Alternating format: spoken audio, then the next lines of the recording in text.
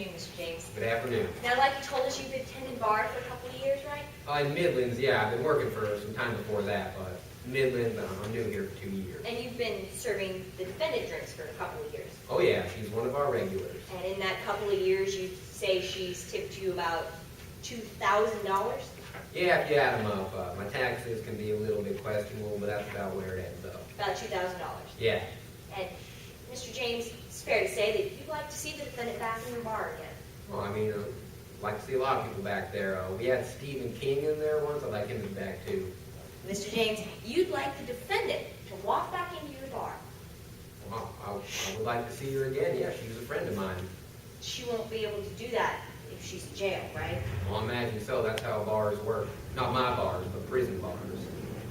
Mr. James, I want to talk a little bit about the receipts that I understand you weren't here earlier, but we've seen some receipts. The ones you gave the defendant on the night of the accident.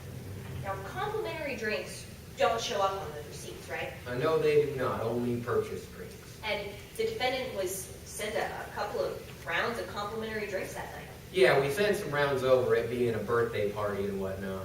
We do that every once in a while, especially on these big nights. Now, you sent some complimentary drinks over to the band, even sent some complimentary drinks over to the defendant's table. Yeah, like I said, there were some drinks going to that table all night. Mr. James, there's something in your profession that you call the gulp to green ratio.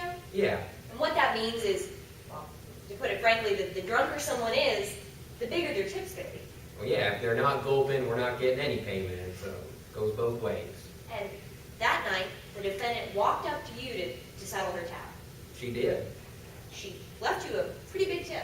Well, imagine, yeah, she had a pretty big night, brought in a lot of people, and overall, a good night for her.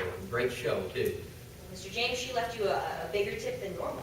Well, imagine, she had a pretty good birthday party with her friends. She seemed pretty happy about it. She thanked you for pouring her drinks strong. I get some weird compliments, but yeah, that was one of them. She said thank you and she left your bar. Yep, she just walked out the door. When she walked out that door, she was arguing about who was going to drive. I overheard something like that, yeah. Thank you, Mr. James. Pass the witness. We have no regret. Thank you.